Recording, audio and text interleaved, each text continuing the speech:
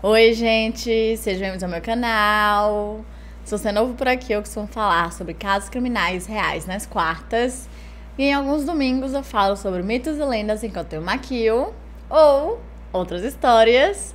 Então, se você gosta desse tipo de conteúdo, não se esqueça de se inscrever e deixar seu like, que é muito importante para a divulgação do canal. E se você tem alguma sugestão de casos criminais, mitos, lendas ou basicamente qualquer tipo de história, é só comentar aqui embaixo que eu anoto tudo e tento trazer o mais rápido possível. E caso você tenha alguma história real que aconteceu com você, com a sua família ou na sua cidade que envolva algum caso criminal ou até mesmo algum evento mais paranormal do jeito que a gente tanto ama, é só enviar por e-mail ddmeanoitestories@gmail.com, porque em breve começaremos o nosso novo quadro mensal depois da meia-noite. Então, chega de blá blá e vamos ao caso de hoje.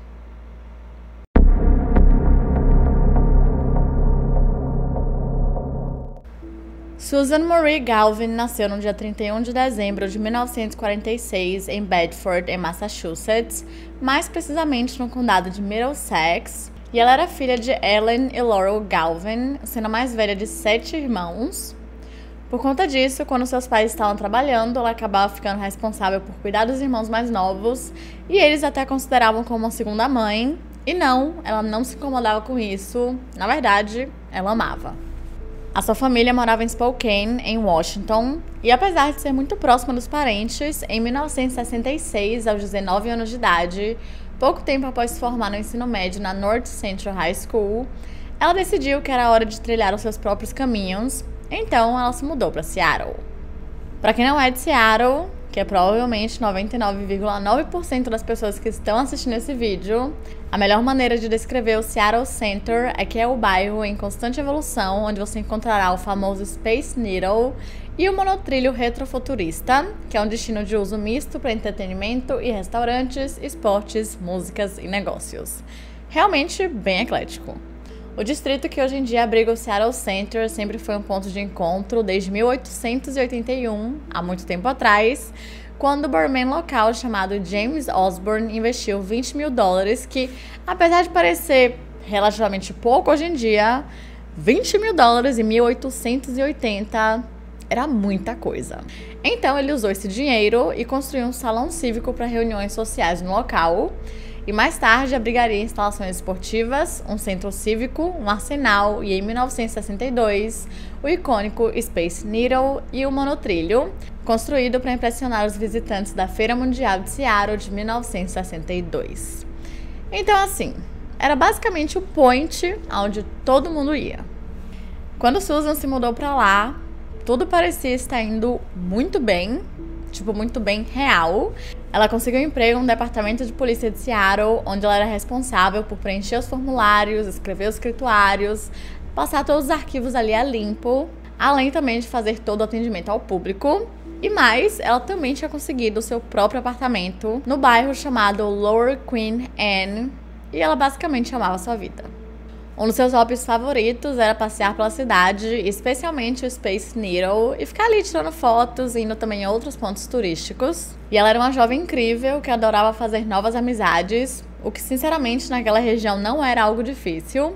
Ela foi descrita como sendo uma jovem carinhosa, inteligente e muito responsável. E como recentemente havia terminado um relacionamento, ela estava aproveitando bastante essa solteirice, saindo na night e se encontrando com alguns caras. Apesar de estar trabalhando no turno da noite, que ia da meia-noite até as 7, 8 horas da manhã, que só pra vocês terem noção, é carinhosamente nomeado como Graveyard Shift ou o turno do cemitério. Bem tranquilo, bem agradável.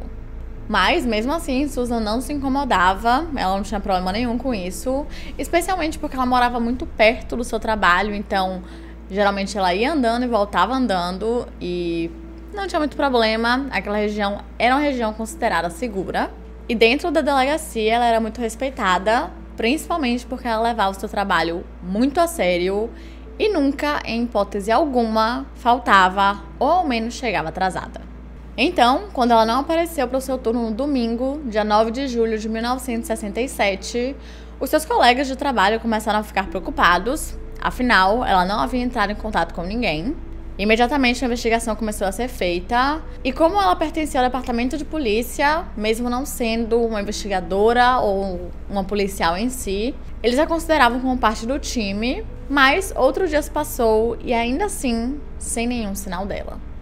No dia seguinte, os policiais fizeram um relatório de pessoa desaparecida e saíram pela cidade mostrando a foto da identidade dela para ver se alguém a reconhecia ou se alguém a havia visto que pudesse fornecer alguma informação que levasse ao seu paradeiro. Mas, mesmo sem nenhuma informação nova, sem absolutamente nada, todo mundo continuava procurando. Mas, a cada hora que se passava, parecia que ela simplesmente havia desaparecido no ar. Porém, esse não era o caso. Infelizmente, no dia 13 de julho, por volta das 6h40 da tarde, o corpo de Susan Galvin foi encontrado no elevador da garagem que ficava na Mercer Street, número 300, no Seattle Center. Acontece que essa garagem fechava todos os domingos, permanecendo fechada durante toda a semana, e só abria novamente nas quintas pela noite para manutenção e seria reaberta no fim de semana. Ou seja, por conta disso, o seu corpo só foi encontrado 4 dias após o seu desaparecimento, mesmo ele estando literalmente ali, muito perto de todo mundo. Susan costumava utilizar a passarela que tinha entre a Mercer Street e esse estacionamento, exatamente para que ela não precisasse atravessar a rua com os carros, seria muito mais prático, afinal o prédio que ela trabalhava era desse lado, e todo mundo que a conhecia sabia que ela fazia esse caminho. Ela havia sido estrangulada e abusada sexualmente, e todo o seu ataque foi tão violento que a sua calcinha chegou a ser dividida em 2 partes. E quem quer que seja responsável pelo seu assassinato a deixou ali para morrer, sabendo que ela não teria como pedir ajuda ou até mesmo tentar escapar. E na época ela tinha apenas 20 anos de idade. E apesar de o crime ter sido tão brutal, ela tinha apenas um ferimento no nariz e não tinha nenhum ferimento de luta que indicasse que ela havia tido ali algum tipo de briga com seu agressor, o que indicava que provavelmente ela teria sido atacada por trás e que quando ela percebeu o que estava acontecendo, já era tarde demais. E também não se sabe se ela foi atacada dentro do elevador ou se ela foi atacada em outro local e depois colocada ali. Como eu falei pra vocês, todo esse caso foi muito pessoal para todo o departamento de polícia de Seattle, então eles fizeram de tudo que eles podiam na época. Lembrando que era 1967, ou seja, não existia DNA. Quer dizer, existia DNA, mas não existiam os testes de DNA. Então, por conta disso, nenhuma amostra de DNA foi coletada, como por exemplo sêmen. Porém, a calcinha de Susan foi coletada e colocada como evidência. E isso, meus amigos, seria extremamente importante para muito mais tarde. Com base nas informações que os investigadores tinham, eles perceberam que Susan havia sido atacada enquanto estava indo para o trabalho, já que ela sempre fazia aquele caminho na ida, e pelo fato de que ela não havia aparecido para o seu turno no dia 9 de julho. Com isso, eles começaram a se questionar se o seu assassinato era algo aleatório ou se havia sido feito por alguém que a conhecia e que sabia o seu trajeto, e também alguém que sabia que o estacionamento fecharia e que o seu corpo não seria encontrado tão rápido assim. E infelizmente, naquela época, câmeras de segurança raramente eram utilizadas. Assim que o caso foi pra mídia, todo mundo começou a entrar em pânico, porque como eu falei pra vocês, Seattle Center era uma região muito segura, apesar de ser uma região bem movimentada, e isso só fez com que a polícia tivesse ainda mais ali um fator para que eles corressem atrás do responsável o mais rápido possível. Mas como que eles fariam isso em uma época em que testes de DNA não existiam e câmeras de segurança raramente eram utilizadas? Então, eles tinham que utilizar um método que era comum naquela época. Conversar com todo mundo que eles conseguiam, ir descobrindo novas informações e com base nisso, ir montando esse quebra-cabeça. E eu preciso falar pra vocês que não foi uma tarefa fácil. Nem um pouco. O primeiro a ser questionado foi o segurança que estava trabalhando no estacionamento naquela noite, no dia 9 de julho. De acordo com ele terminou seu turno às 6 horas da tarde e então ele fechou a entrada da garagem para que impedisse que novos carros conseguissem entrar. Mas como ainda tinham pessoas trabalhando, afinal ainda eram 6 horas da tarde, ele deixou os elevadores funcionando e também deixou a saída. Então, quando as pessoas terminassem de trabalhar, elas conseguiriam acessar a garagem, pegar o carro e ir embora. Mas, obviamente, que ele não poderia deixar tudo aberto durante a semana, então ele programou para que na manhã seguinte, entre as 7 e 8 horas da manhã, tudo se fechasse e realmente impedisse que qualquer pessoa pudesse entrar ou sair do estacionamento. Em seguida, os investigadores conversaram com outros funcionários do prédio e eles descobriram que, naquele dia, um pouco mais cedo, no dia 9 de julho, algumas pessoas viram Susan com um homem e muitos acreditavam que ela estava em um date, um encontro, porque parecia que eles estavam flertando, né? Aquela coisa toda, muito sorrisinho, etc. E, obviamente, esse homem acabou se tornando suspeito, mas foi bem fácil identificá-lo, considerando que ele trabalhava no Seattle Center e muitas pessoas o conheciam. Esse homem, não tão misterioso assim, era conhecido como Punch o Palhaço. Mas adivinha? Quando a polícia foi procurar por Punch, ele havia se demitido poucos dias após o desaparecimento de Susan e havia se mudado de cidade. Suspeito. Como Punch trabalhava no Seattle Center e muitas pessoas afirmaram que ele conhecia a Susan, lembrem-se disso porque isso é extremamente importante. Era muito provável que ele soubesse seus horários e quem sabe após esse suposto encontro, ele simplesmente decidiu segui-la. E ele também deveria saber o horário exato em que o estacionamento fechava e também que ele ficaria fechado durante toda a semana. Acontece que Punch tinha uma certa reputação. Ele era conhecido por ser um tanto quanto galinha. Ele conversava com muitas mulheres, né? Mulher adora homens que façam a gente rir. E ele era um palhaço, né? Então a gente acredita que ele fosse minimamente engraçado. Apesar de que eu tenho medo de palhaço, então se algum palhaço viesse falar comigo, eu provavelmente estaria correndo pelo outro lado, gritando. E aparentemente, Punch não era um palhaço tão legal assim, porque as pessoas o consideravam como excêntrico e um tanto quanto esquisito.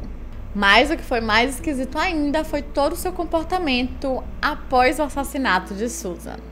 De acordo com seu supervisor, ele não apareceu no trabalho no dia 10 e no dia 11 de julho, e quando ele finalmente apareceu no dia 12, foi simplesmente para dizer tchau, estou me demitindo e irei me mudar de cidade.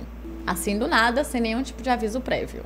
Mas por sorte, a polícia conseguiu localizá-lo e conseguiu questioná-lo, mas para ficar ainda mais suspeito, porque realmente, Punch, você não está se ajudando, ele disse que ele não conhecia a Susan e que ele não tinha nada a ver com o crime. Na época, ele chegou a se oferecer para fazer um teste de polígrafo, no qual ele fez, mas o resultado deu como inconclusivo. Mas, como sempre, eu vou lembrar, sim, em todos os vídeos, que testes de polígrafos não são confiáveis. Após o interrogatório, não tinha nada que fizesse com que a polícia mantesse Punch ali, então eles tiveram que liberá-lo e ele foi embora, né, se mudou de cidade, enfim. E nisso a polícia teve que começar a investigar um pouco mais a vida pessoal de Susan. E foi quando eles descobriram que recentemente ela havia terminado um relacionamento. Durante um tempo ela namorou um homem chamado Jay, que por sinal era o seu crush no ensino médio em Spokane. E de acordo com a família Galvin, parecia muito que Jay amava a Susan muito mais do que ela amava ele. Mas esse não foi o motivo pelo término do relacionamento. Pouco tempo após Susan conseguir um emprego no departamento de polícia de Seattle, ela descobriu que Jay, o seu boy, tinha um histórico criminal. Pois é. Por sinal, meninas, se vocês, né, souberem aí o nome completo do boy de vocês, né, joga no Pix, assim, o número do celular, às vezes você descobre, coloca no Jus Brasil, coloca nas coisinhas ali direitinho, só pra você confirmar se ele não tá tendo aí nenhum processo complicado. Só uma dica mesmo, só pra já evitar uma dor de cabeça assim lá no futuro. Mas enfim, em certo dia tava lá a Susan passando a limpo os arquivos de Buenas quando ela reconheceu em um dos arquivos o nome do seu namorado e ela falou, opa, tem alguma coisa errada aqui, o que é isso, o que tá acontecendo? E viu que ele havia sido preso pelos seus amigos, na verdade, né, pelos amigos de Susan, porque ele estava sob efeitos ali de substâncias ilícitas.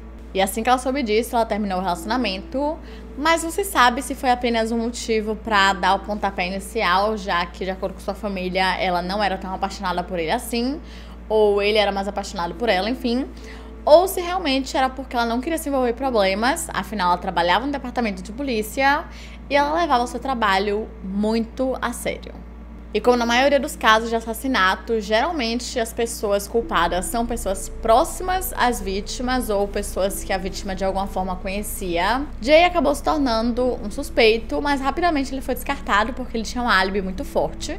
Na noite do assassinato, ele tinha ido para o concerto com os amigos e muitas pessoas conseguiram confirmar essa história. Ou seja, mais um beco sem saída. A esse ponto, Punch, o palhaço, ainda estava sendo considerado como uma pessoa de interesse, mas como não tinha nenhuma evidência, os policiais começaram a conversar novamente com a família e com os amigos de Susan, e foi então que eles descobriram que apenas uma semana antes do crime, ela havia ido em um encontro duplo com uma amiga e com 2 marinheiros. Aparentemente, esse encontro foi ótimo, foi muito bom, e eles chegaram a meio que mencionar de se encontrarem novamente no fim de semana seguinte, que era exatamente o fim de semana em que Susan foi assassinada. Então, esses marinheiros foram chamados para interrogatório e eles cooperaram muito, eles falaram tudo o que tinha acontecido, como foi o date, o encontro, e chegaram a falar também que até aquele momento eles não sabiam que tinha tido um assassinato e que realmente eles tinham gostado muito de Susan, né? No caso, um deles tinha gostado de Susan e o outro tinha gostado da amiga de Susan, e que eles sim planejavam ter um outro encontro, mas que em momento nenhum eles chegaram a fazer um plano oficial e realmente marcaram de se encontrarem. Além disso, ambos tinham álibis muito fortes para praticamente a semana inteira. Mas mesmo assim, por via das dúvidas, a polícia perguntou se eles se importariam em fazer um teste de polígrafo e eles falaram que não, sem problemas, então eles fizeram e passaram tranquilamente.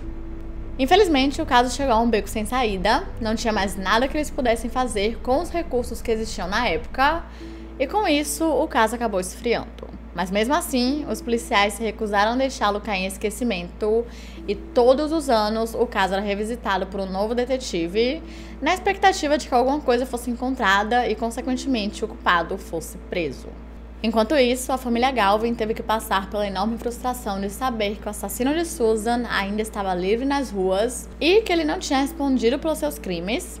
De acordo com Larry Galvin, um dos irmãos de Susan, ele disse que a sua mãe, Ellen, sofreu muito todos os dias até o dia de sua morte, no dia 13 de setembro de 2000, aos 77 anos de idade, e infelizmente sem saber quem era o responsável pelo assassinato de sua filha. Até que finalmente os testes de DNA foram criados. E a partir do momento de sua criação, em 1984, pelo geneticista Sir Alec Jeffreys, o desenvolvimento e novas técnicas foram crescendo cada vez mais. E em 2002, o Departamento de Polícia de Seattle conseguiu finalmente pegar aquela amostra, que era a calcinha de Susan, que havia sido encontrada na cena do crime, e enviá-la para o laboratório. E por incrível que pareça, 35 anos após o crime, o laboratório conseguiu encontrar uma amostra de sêmen. Sim, eles tinham o DNA do assassino. E pelo fato do crime ter sido tão brutal, os policiais acreditavam que esse não era o único crime dessa pessoa responsável. Então, por conta disso, eles pegaram essa amostra e a jogaram no banco de dados CODIS, que foi criado pelo FBI, esperando que fosse ter alguma compatibilidade, mas por incrível que pareça, não teve, e o caso novamente esfriou. Em 2016, o detetive Rolf Norton começou a olhar o caso de Susan, e mesmo após todos esses anos, basicamente todo mundo que trabalhava no departamento conhecia esse caso.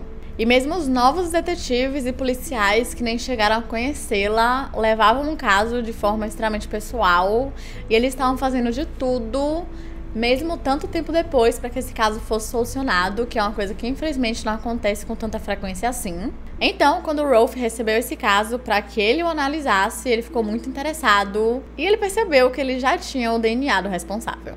Mas, como eu falei pra vocês, não tinha nenhuma compatibilidade com o CODIS e por conta disso eles precisavam encontrar uma outra forma de identificá-lo. Nisso, o detetive Rolf Norton fez uma lista com os suspeitos lá de 1967, porque ele precisava localizá-los e fazer um teste de DNA para ver se algum deles era compatível ou não. Obviamente, Punch, o palhaço, foi o primeiro a ser considerado novamente como o principal suspeito, já que ele era o mais esquisito e suspeito. Na época, ele estava morando em Utah e, novamente, ele disse que não conhecia a Susan e que não sabia de nada sobre o crime, que ele não era responsável nem nada disso. E realmente ele não era, porque o seu DNA não era compatível. E eu posso garantir pra vocês que os investigadores não estavam esperando por isso. Nem eu. Afinal, Punch ainda estava dizendo que não a conhecia, sendo que sim, ele a conhecia, porque várias testemunhas afirmaram que já haviam visto os dois juntos, então realmente não fazia o menor sentido. A não ser que todas as testemunhas estivessem erradas e todas elas tivessem se enganado, o que é praticamente impossível.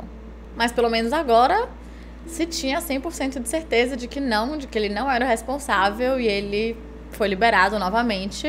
Mas ainda existiam várias dúvidas e existia um grande problema. Não tinham mais suspeitos. Bacana. Todos já haviam sido descartados. Mas calma que as coisas vão melhorar. Em 2018, uma nova técnica de investigação criminal foi criada. E assim, eu preciso dizer pra vocês, ela é incrível, ela é o novo amor da minha vida e eu estou completamente apaixonada. O nome do meu novo amor é genealogia genética. E como uma bióloga, pra quem não sabe, eu sou formada em biologia, isso aquece o meu coração. A genealogia genética investigativa emergiu rapidamente como uma ferramenta altamente eficaz para usar o DNA para determinar a identidade de indivíduos desconhecidos, sendo restos mortais não identificados ou até mesmo os responsáveis pelos assassinatos, gerando assim identificações em dezenas de casos de aplicação da lei, tanto de casos arquivados quanto de casos ativos.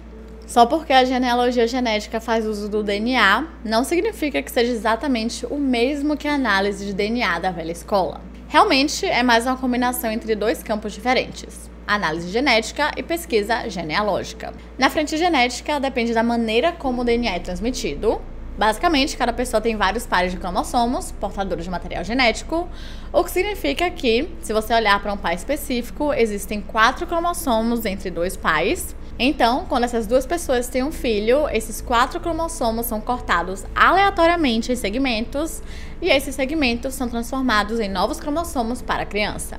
O mesmo processo continua se repetindo a cada geração, mas o que isso significa ao longo do tempo é que as pessoas que estão mais intimamente relacionadas compartilharão não apenas mais segmentos de DNA, mas também mais longos.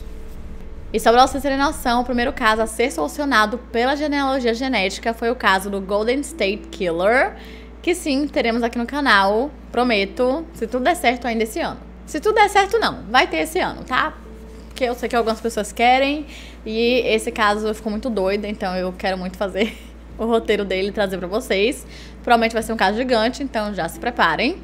E depois da solução desse caso, vários outros casos foram solucionados, incluindo o caso de Susan Galvin.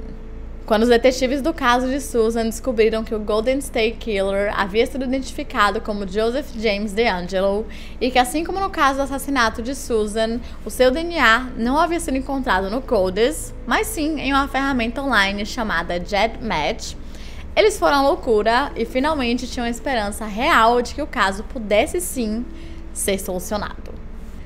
Então, em julho de 2018, o detetive Rolf Norton pegou a amostra que se tinha, a amostra de sêmen, do caso de Susan e enviou para o Parabon Nanolabs, que é uma empresa de tecnologia de DNA. Em seguida, o perfil do suspeito foi reformatado e inserido no GEDmatch e apareceram 2 pessoas.